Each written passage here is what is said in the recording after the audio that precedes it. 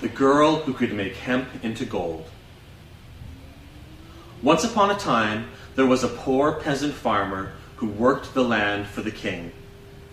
The farmer lived with his wife and daughter in a small hovel, and they grew hemp on their small plot of land. From the hemp, they made food and fabrics, of which they gave most to the king, but they were allowed to keep a little for themselves. One year, as she worked in the hemp field, the daughter found that her hands became sticky whenever she touched the flowers. Since this made her hands smell so delightful, she decided to keep the stickiness to make perfume, and so she rubbed her hands together and made a tiny ball. At the end of each day, she rubbed the stickiness from her hands, and each day the perfume ball grew a little larger. By the time of the harvest season, the ball was as large as her fist. Then one evening her father spied her rubbing the sticky hands to make a ball, and so she told him what she had done. "My, this is a fine perfume," said her father. "It reminds me somewhat of my sweetest tobacco. Come, let me try some in my pipe." Then the peasant farmer drank the smoke of the fine perfume, and presently he smiled as if in a dream, and loudly pronounced it, "As good as gold, and fit for a king." Well, as fate would have it, the king was passing by at that very moment, and he heard the words of the peasant farmer.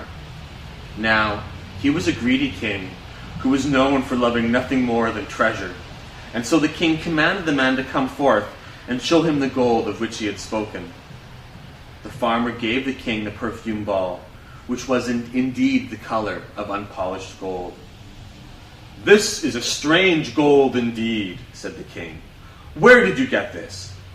"My daughter," replied the peasant. "She made it from hemp." "Your daughter can make hemp into gold?" said the king, and he commanded her to be brought forth. Well, when the king saw that the maiden was young and fair, he took her and the golden perfume ball and returned to his castle. There he locked the girl into a high tower and had brought to her room a large bushel of hemp. "You shall turn this into gold by morning," commanded the king, "or else the headsman shall have your neck." The poor girl wept as she lay on the cold stone floor, for she knew not what to do. But when she opened her eyes once more, she saw now that a strange little man was in the tower with her. "My queen," said the little man in an odd, high-pitched voice, "I can save you, but what will you give me in return?"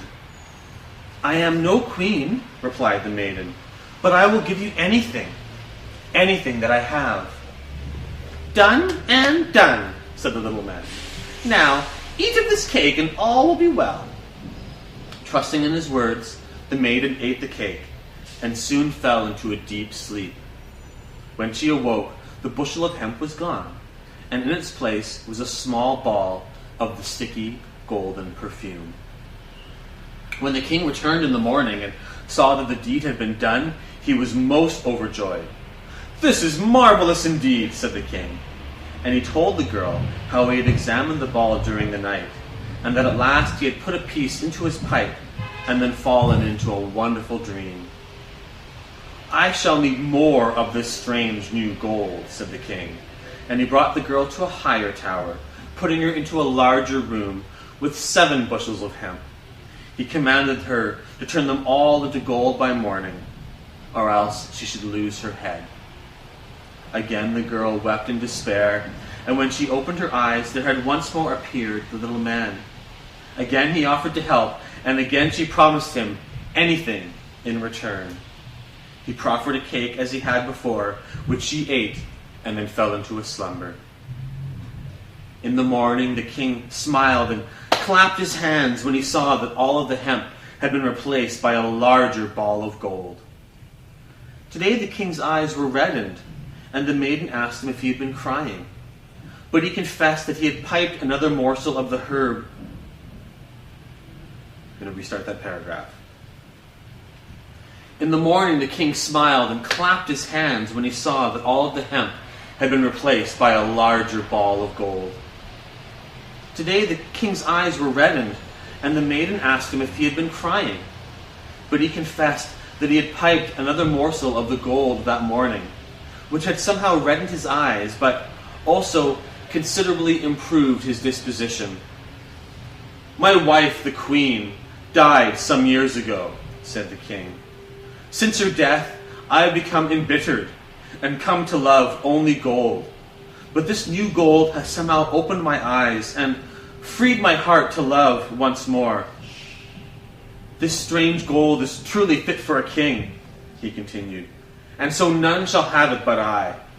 So come, my dear, for one more night shalt thou toil as a servant, and then I shall make you my bride." Well, the king looked upon the maiden with kindness and love, and then the maiden knew that she too was coming to love the king, for she saw him becoming once again the good man that he truly was. That night, the king placed the maiden in a large, comfortable room with 50 bushels of hemp. "The gold you make this night will last me the rest of my life," said the king, "for as my queen, you shall never work again." The door was not locked, but the girl did not wish to escape, for now her heart belonged to the king. So she cried out and called for the little man, and presently he did return.